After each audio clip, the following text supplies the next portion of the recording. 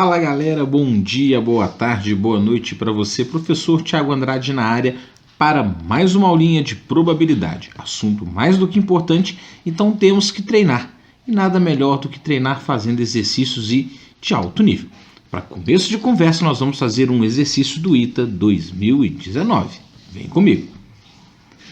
As faces de 10 moedas são numeradas de modo que a primeira moeda tem faces 1 e 2, a segunda 2 e 3, a terceira 3 e 4, e assim sucessivamente até a 10ª moeda com faces 10 e 11. As 10 moedas são lançadas aleatoriamente e os números exibidos são somados. Então a probabilidade de que essa soma seja igual a 60 é letra A, B, C, D ou E. E aí, como que a gente vai fazer o exercício? Olha só. Bom, queridos, esse exercício, apesar de ser um exercício do ITA, ele não é um exercício tão complicado se você montar o exercício no início corretamente. O que o exercício falou? Que você tem 10 moedas e que cada moeda foi numerada assim. Primeira moeda, 1 e 2. Uma face 1, uma face 2. Segunda moeda, face 2 e 3. Né? Depois, a terceira moeda, 3 e 4. 4 e 5, 5 e 6, assim por diante, até a moeda 10, que vai ser numerada com 10 e 11. Então você tem 10 moedas, duas faces. 1, 2, 2, 3, 3, 4, 4, 5, 5, 6, 6, 7, assim por diante, até a face 10 e 11. Pô, até aí beleza. Querido, se eu vou lançar essas 10 moedas, eu vou obter várias somas diferentes. Então, o meu espaço amostral, que é o NU, é lançar 10 moedas. Então eu vou lançar 10 moedas. Quantos resultados diferentes eu posso obter, né? Então eu vou lançar aqui, ó, 10 moedas. Se eu vou lançar 10 moedas, cada moeda tem duas faces. Como eu vou calcular o meu NU? Bom, o meu NU eu vou ter 10 moedinhas, reticências. Cada moeda eu tenho dois resultados. Então, primeira moeda, segunda moeda, terceira moeda, quarta moeda, 10ª moeda. Vamos só pensar. Para a primeira moeda, quantas chances eu tenho? 2. Ou 1 ou 2. Para a segunda moeda, 2 possibilidades, ou 2 ou 3. Para a terceira moeda, 2. Para a quarta, 2, assim por diante, até chegar na 10ª moeda, que eu também vou ter o quê? 2 possibilidades, ou 10 ou 11. Na verdade, nós estamos acabando de verificar que o meu NU, que é o meu espaço amostral, ele vai ser 2 elevado a 10. E 2 elevado a 10, que seria o meu NU, vai ser 1024. Então eu tenho 1024 resultados no lançamento dessas 10 moedas. Lógico e evidente que vai ter vários resultados que vão me dar a mesma soma. Isso eu não estou preocupado. Eu quero que você entenda quem é o meu espaço amostral. 1024 resultados diferentes. Beleza? Então, nesses 1024 resultados diferentes, qual que seria a menor soma? Aí vamos pensar agora juntos. Bom, quem seria a menor soma? Bom, a menor soma vai ser obtida como, Thiago? Bom, para obter a menor soma, eu tenho que considerar que vai dar sempre as faces de cima. 1, 2, 3, 4, 5, 6, 7, 8, 9, 10. Eu pego sempre os menores valores de cada moeda.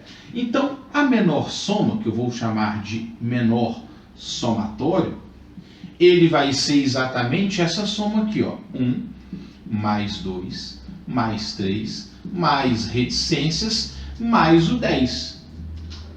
Lógico que se eu somar, isso aqui é uma PA, né? Vai ser 10 mais 1, 11 vezes 10, 110 dividido por 2, 55. Então a menor soma vai ser 55. Vamos aproveitar e vamos pensar. Quem seria a maior soma então? Eu posso usar qualquer uma das duas como ponto de partida. Quem vai ser a maior soma? Bom, para obter a maior soma, eu vou chamar de M maiúsculo somatório, maior somatório, seria o oposto, se desse sempre os maiores, ó, o 2, o 3, o 4 até o 11. Então vai ficar 2 3, 4, reticências, até o 11. De novo, isso aqui é uma PA, né? Vai somar 11 mais 2, 13. 13 vezes 10, 130, por 2, 65. Então, dentro desses 1024 resultados, existe um único resultado que vai dar 55 e existe um único resultado que vai dar 65. Mas existem vários que estarão entre 55 e 65. Por isso que o exercício pediu para você calcular qual é a probabilidade dessa soma dar 60. Ou seja, se eu somar as 10 moedas, eu vou encontrar um somatório igual a 60. O que eu preciso enxergar aqui, aí é a importância, né? Quando eu pego esse menor somatório aqui, eu estou trabalhando sempre com o menor valor da moeda. Se eu viro uma delas, o resultado não vai dar 55, o resultado vai dar 56. Porque se eu virar qualquer um, eu virei 3, virou 4, eu vou ter 4 e 4. Então o resultado vai ser 56, hipotético. Se eu, hipotético, virar o 10, 10 vai virar 11, então eu vou manter todos os anteriores, mas o 10 vira 11. Então aqui eu vou ter 9 e 11, vai dar 56. Então se eu viro uma moeda, o resultado dá 56. Se eu viro duas, 57. Se eu viro 3, 58. Se eu viro 4, 59. Para dar 60, eu tenho que virar 5 moedas. Então olha para mim, olha. Pegando o menor somatório aqui, se eu virar 5 moedas, não importa qual, né? Se eu virar 5 moedas, esse resultado aqui, ó, o somatório vai ser 55 mais 5, ou seja, o somatório vai ser 60. Vê se você concorda. Se eu pego a menor soma como ponto de referência, que é o que a gente está fazendo aqui, estamos pegando o menor somatório aqui, ó, como referência. Se eu pego esse menor somatório, que é 55, e eu viro uma moeda, o resultado vai automaticamente virar 56. Se eu viro duas, vai dar 57. Então, se eu virar 5 moedas, o somatório vai dar 60. Correto? Então, agora eu tenho que pensar como eu vou virar 5 moedas dentro dessas 10. Então, para isso, não importa onde eu vou virar, qual moeda eu vou virar. Então, se eu virar a moeda 2 e a moeda 3, é a mesma coisa que virar 3 e a 2, eu vou fazer uma combinação de 10, 5 a 5. Esse resultado, combinação de 10, 5 a 5, é o meu NA. O meu NA é os resultados serem 60. Então, para o resultado ser 60, eu tenho que virar 5 moedas. Como eu viro 5 moedas dentro de 10? Combinação de 10, 5 a 5. Então, isso aqui vai ficar 10 fatorial dividido por 5 fatorial vezes 5 fatorial. 10 menos 5, 5. Repete o 5. O 10 desce até o 5 para cortar, então isso aqui vai ficar 10 vezes 9 vezes 8 vezes 7 vezes 6. Um 5 fatorial vai cortar. O outro 5 fatorial eu vou deixar aqui. Eu vou colocar ele como 5 vezes 4 vezes 3 vezes 2 vezes 1. E agora é continha aqui. Né? Agora é continha. 2 vezes 5, 10. Corta com esse 10. O 6 dividido por 3 dá 2. O 8 dividido por 4 dá 2. E aí, fazendo essa continha aqui, ó, eu vou chegar em 2 vezes 2, 4. 4 vezes 63. Então vai ficar 4 vezes 63. Vou até colocar assim, ó, 4 vezes 63. Então quer dizer que o meu NA ele vai ser 252. Olha lá. Meu NA vai ser 252. Então o que acontece? Quando eu lanço 10 moedas, eu tenho 1024 resultados de espaço amostral. Porém, desses 1024 resultados, existe um único que a soma vai dar 55 e existe um único que vai dar 65. Pelo meu raciocínio, existem 252 resultados que a soma dá 60. Aí o exercício, então, fica fácil quando você entende esse negócio de se virar uma moeda, aumenta uma unidade. Se virar 2 moedas, aumentam 2 unidades. A partir daí, agora eu vou responder o exercício. Qual é a probabilidade da soma ser 60? Bom, vou fazer aqui embaixo, olha. A probabilidade do somatório ser igual a 60 vai ser o NA, 252 possibilidades, em 1024, que é o NU. Posso pegar o 252 e o 1024 e dividir por 4. 252 é múltiplo de 4. Então, a probabilidade do somatório ser 60 vai ser igual a 252 por 4, vai me dar 63. Já está ali. E 1024 por 4 vai dar 256. Esse aqui, queridos, é a forma mais simples da probabilidade. 63 chances em 256. O gabarito vai ser a letra B de baixinho. O exercício é interessante, o exercício é muito bonitinho, mas precisa ser bem explicadinho. Como eu acho NU e como eu vou encontrar o meu NA. Para o somatório ser 60, eu tenho que virar 5 moedas. E desta forma a gente encontra o gabarito 63 em 256. Vamos ao segundo exercício. Queridos, o segundo exercício da aula é um exercício interessantíssimo e tem a cara do Enem. Olha só. Em uma caixa existem 9 bolas, sendo 4 pretas, 3 brancas e 2 vermelhas. E uma dessas bolas é retirada ao acaso dessa urna. A probabilidade de que a bola retirada não seja da cor branca é igual a 5/7, 2/3, 8/9, 4/3 ou 1/5. Vem comigo.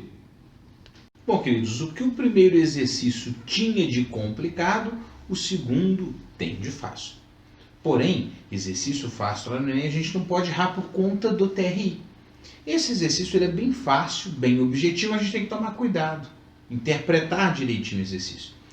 O exercício é que você tem uma caixa, onde nessa caixa você colocou 9 bolas, sendo que nessas 9 bolas, 4 são pretas, 3 bolas brancas e 2 bolas são vermelhas. Você vai retirar ao acaso uma bola dessa urna. Então vou lá na urna, tem 9, eu vou retirar uma. Lógico que ela pode ser preta, branca ou vermelha.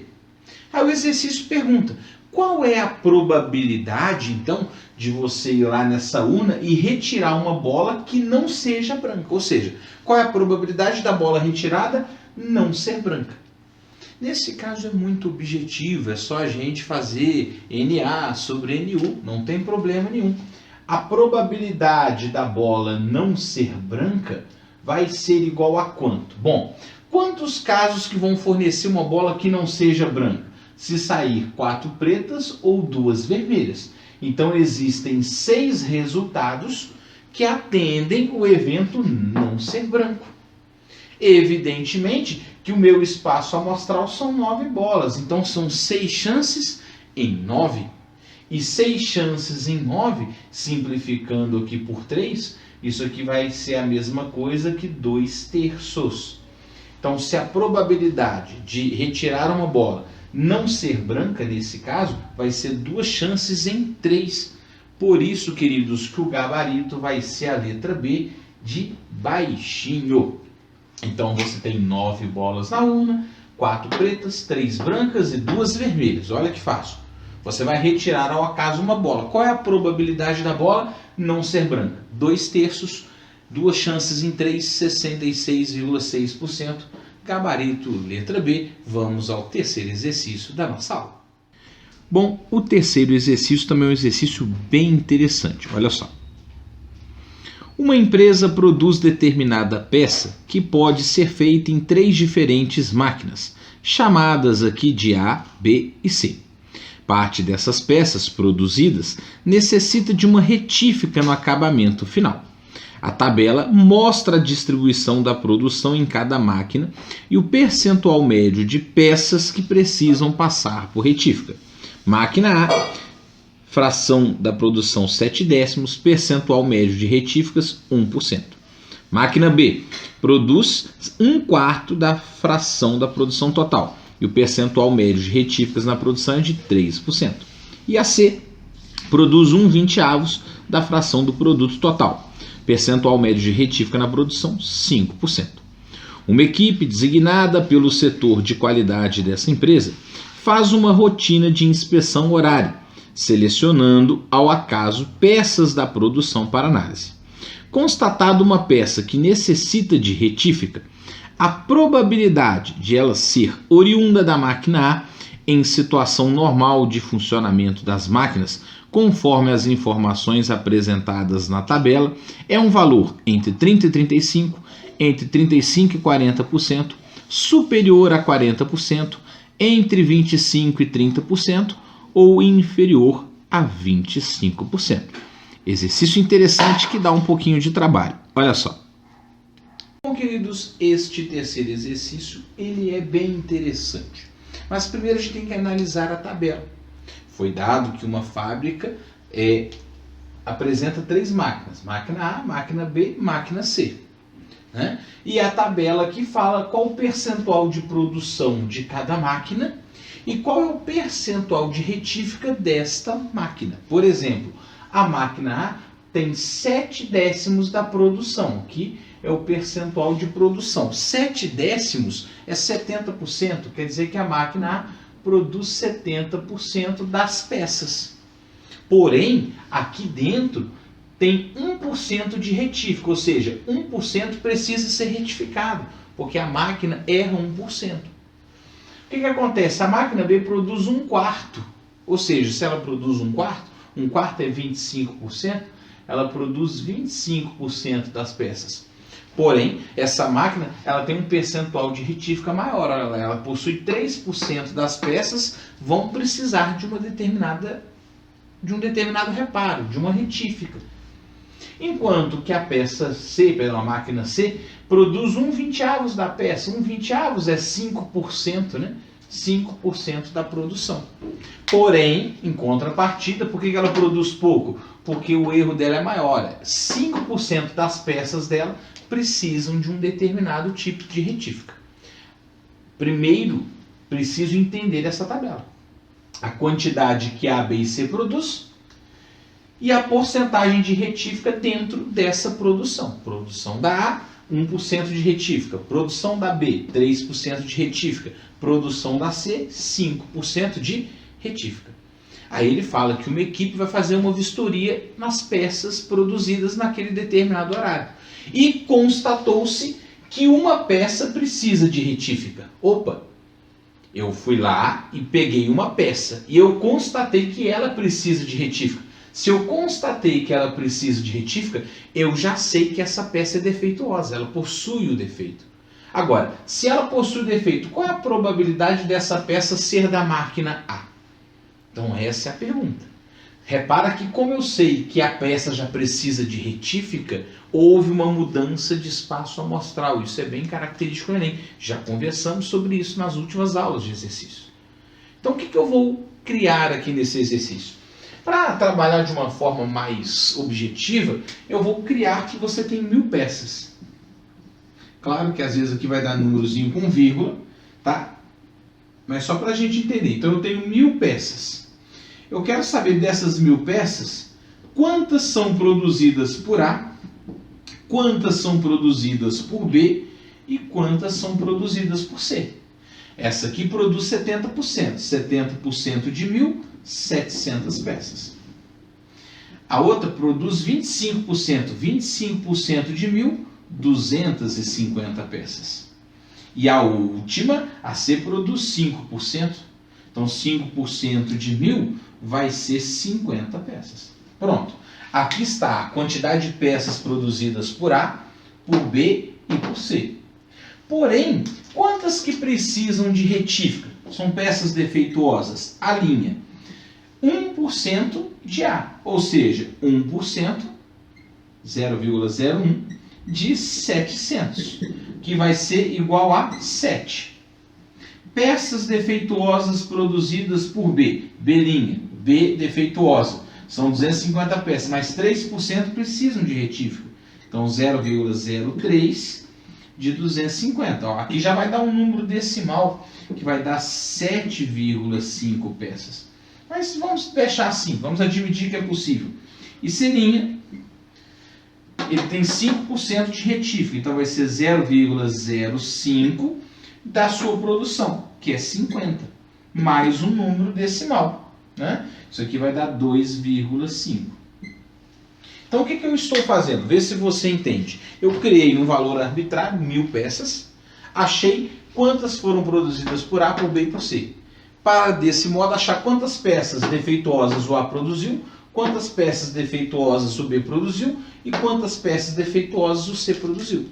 Deste modo, qual é o total de peças defeituosas, ou seja, que precisam de reparos?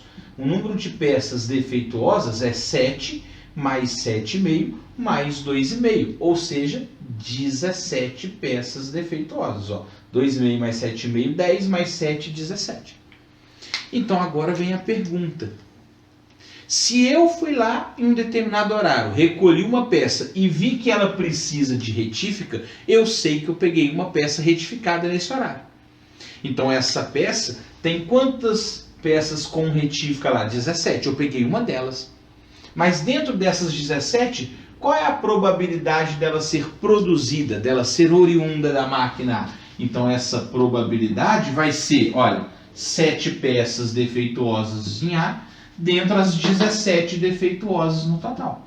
A chance de escolher uma peça que precisa de retífica ser de A é de 7 chances dentro das 17. Ou seja, tem 17 defeituosas, 7 foram produzidas de A. A chance de ser de A é 7 em 17. Se eu dividir, isso aqui vai dar acrescento 0, vai ser 70 dividido por 17, vai dar 0,4, 1. Vou parar aqui, não vou fazer a conta toda não. Então essa probabilidade é de aproximadamente 41,1%. Então a probabilidade da peça escolhida, precisa ser de retífica, né? Precisa ser feita uma retífica, ser de A é de 41,1%.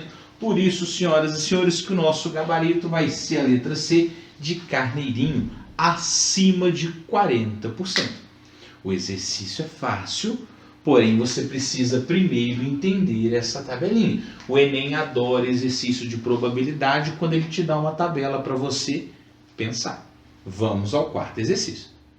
Queridos, o quarto exercício é um exercício da ISPM 2018. Olha só.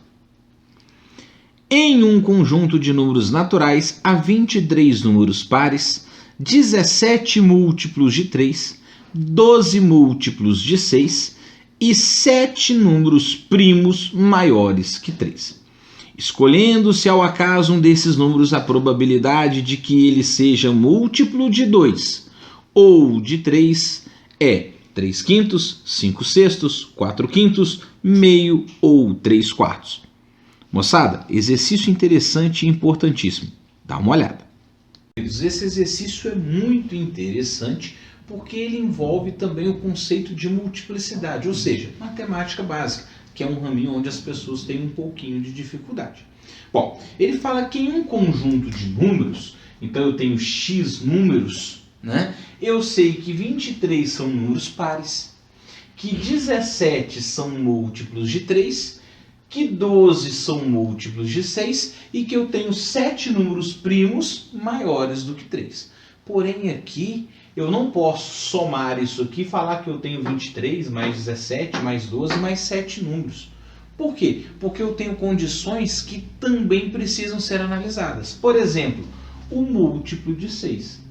Eu não tenho 12 números que são múltiplos de 6, eu preciso relembrar que se o número é múltiplo de 6, implica que o número também é múltiplo de 2 e também é múltiplo de 3. A primeira coisa é isso. Se o número é múltiplo de 6, ele também é múltiplo de 2 e ele também é múltiplo de 3. Isso é interessante a gente observar. Então a primeira coisa é o seguinte, se eu tenho 17 múltiplos de 3 e 12 múltiplos de 6, os múltiplos de 6 também são múltiplos de 3. Então, quantos múltiplos de 3 exclusivos, ou seja, apenas múltiplos de 3 eu vou ter? Eu tenho 17 múltiplos de 3, 12 são múltiplos de 6, 17 menos 12, eu vou ter 5 números que são exclusivamente múltiplos de 3. A primeira coisa que eu preciso observar.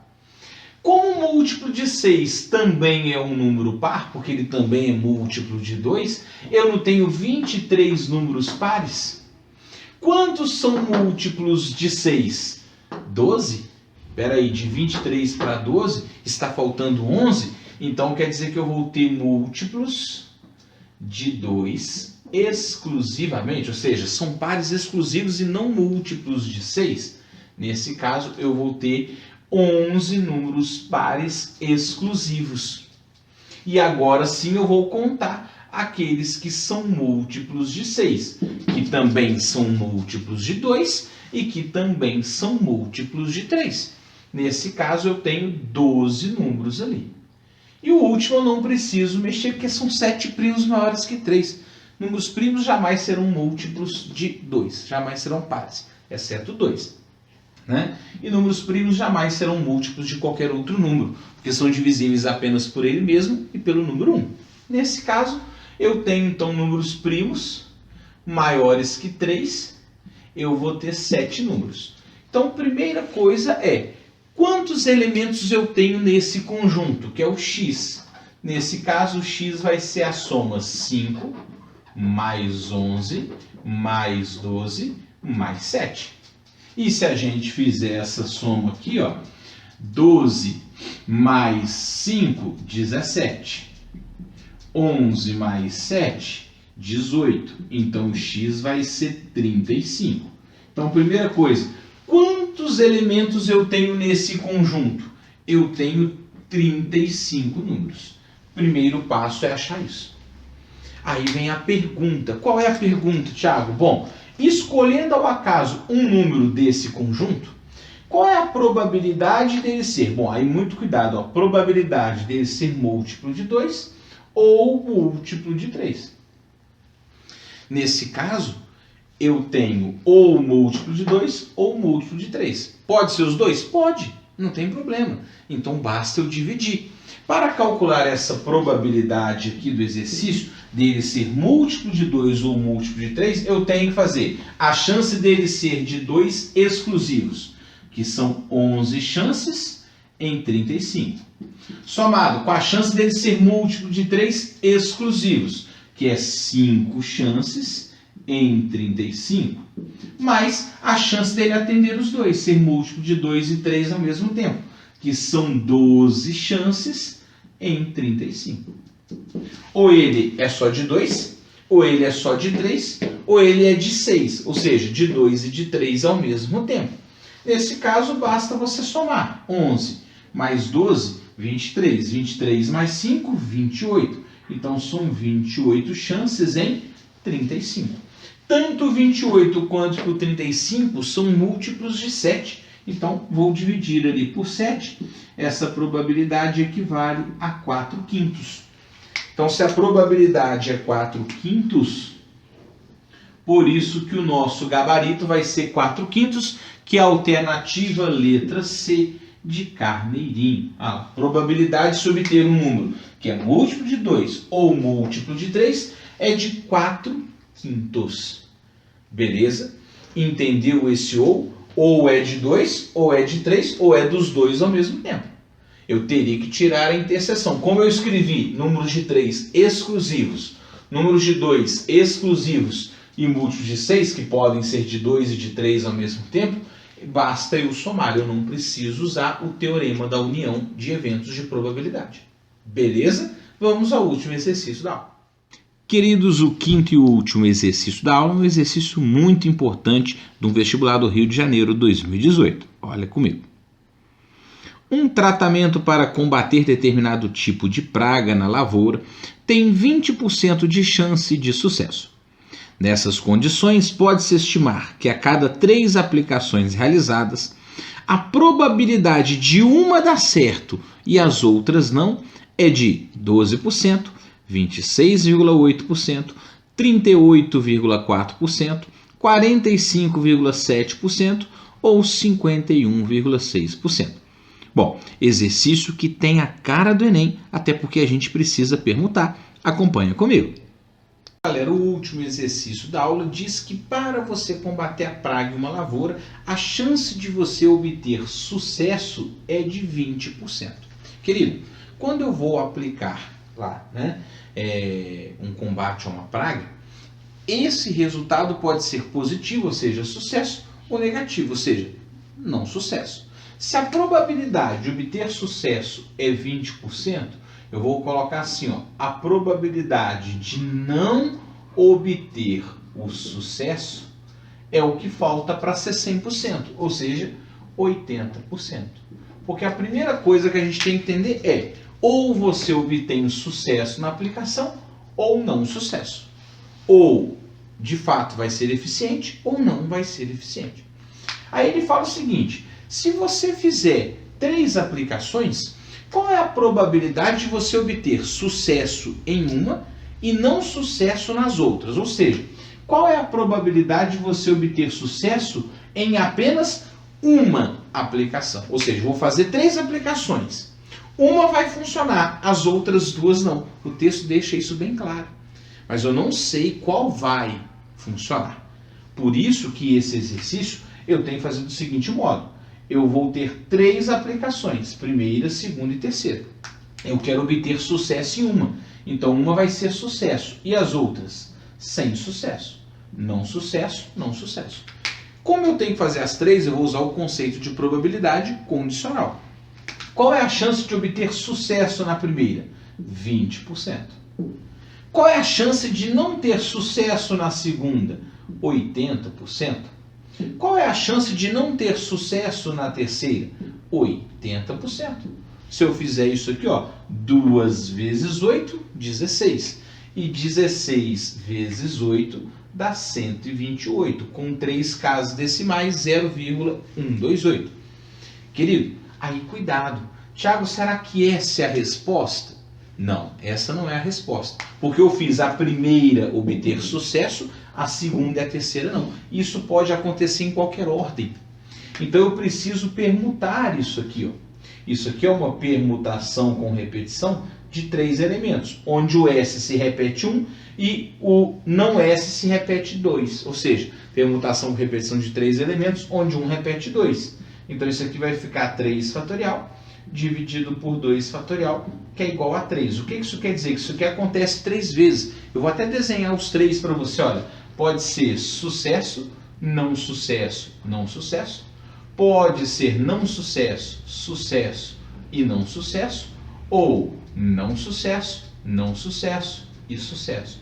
São as 3 possibilidades. Ou seja, eu posso obter o sucesso na primeira aplicação, na segunda aplicação ou somente na terceira aplicação. O que isso quer dizer? Quer dizer que a probabilidade que o exercício está pedindo é 3 vezes o 0,128. E aí a gente fazendo essa continha, essa probabilidade vai dar 3 vezes 8, 24, vai 2, 3 vezes 2, 6, 7, 8, 3 vezes 1, 3, 0,384. Nesse caso, eu posso falar então que a probabilidade de obter sucesso em uma aplicação e nas outras não é de 38,4%. Por isso, senhoras e senhores, que o gabarito vai ser a opção 3. Letra C, se você preferir, né? Opção 3 ou letra C. Cuidado que isso é muito característico do Enem. Tá? Obter sucesso em uma, em apenas uma. Então, uma é sucesso e as outras não. Porém, eu tenho que permutar, porque eu não falei que a primeira vai ser um sucesso e as 2 últimas não. Isso pode acontecer em qualquer ordem. Queridos, um prazer, bons estudos. Já já o Thiago volta com a segunda aula de exercícios de probabilidade. Vem comigo.